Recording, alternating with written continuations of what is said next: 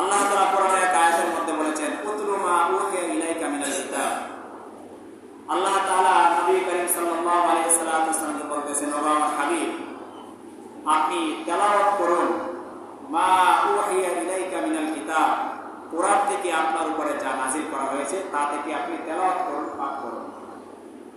নবীজিকে আল্লাহ তাআলা এই কথা বলতেছেন।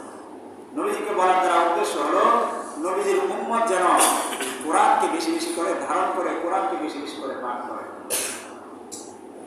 ভারতীয় উপমহাদেশের প্রখ্যাত আলেম ছিলেন মাহমুদুল হাসান দেওবন্দি রহমতুল্লাহি আলাইহি। উনি যখন সেই কারাগারে ছিলেন, কারাগার থেকে বের হওয়ার পরে উনি একটা কথা বারবার বলেছিলেন যে মুসলিম উম্মার অধঃপতনের অন্যতম কারণ, মুসলিম উম্মার উপরে নির্যাতনের অন্যতম একটা কারণ হলো আজকের মুসলিম উম্মাহ, মুসলমান জাতি কোরআন পড়া ছেড়ে দিয়েছে। আজকে তারা কোরআন থেকে দূরে সরে গিয়েছে। যতদিন তারা কোরআনকে আঁকড়ে না ধরবে ততদিন পর্যন্ত তারা লাঞ্ছনা, বঞ্চনা এবং জুলুম নির্যাতনের শিকার হতেই থাকে। এই জন্য আল্লাহ তাআলা আল্লাহ নবীকে বলেছেন যে, হে নবী, আপনি পাঠ করুন ওই কোরআন যা আপনার উপরে নাযিল করা হয়েছে। সুতরাং নবীজিকে বলার দ্বারা উদ্দেশ্য হলো আমরা যারা উম্মত রয়েছি, কিয়ামত পর্যন্ত যে উম্মত আসবে সবাইকে কোরআন শিখতে হবে, কোরআন পড়তে হবে, কোরআন জানতে হবে এবং কোরআন অনুযায়ী জীবন পরিচালনা করতে হবে। বাংলাদেশের একজন প্রখ্যাত আলেম দ্বীন ছিলেন মুফতি ফজলুল হক আমিনী রহমাতুল্লাহি আলাইহি। উনি প্রতি 7 দিনে এক খতম কোরআন কারীম পড়তেন। সপ্তাহে 7 দিন, প্রতি 7 দিনে এক খতম কোরআন পড়তেন, 30 পারা পড়তেন। এবং কোরআন খতমের উলামায়ে কেরামের ওজিফা ছিল তারা কেউ 7 দিনে না পারলে কেউ 10 দিনে খতম করতেন, 10 দিনে না হলে কেউ 40 দিনে খতম করতেন। অর্থাৎ কোরআনে কারীমের তেলাওয়াত, কোরআনে কারীমের পাঠ নিয়মিত চালু থাকত। এই জন্য মোহতারাম হাজরিন, মুফতি ফজলুল হক আমিনী রহমাতুল্লাহি আলাইহি যখন উনি জেলে ছিলেন, 4.5 মাস জেলে ছিলেন, আর এই 4.5 মাস জেলে থাকা অবস্থায় উনি প্রতিদিন এক খতম কোরআনে কারীম তেলাওয়াত করতেন। সুবহানাল্লাহ, চিন্তা করতে পারছেন, প্রতিদিন এক খতম কোরআনে কারীম 4.5 মাস। তার মানে কি পরিমাণ কোরআনে কারীমের তেলাওয়াত করতেন।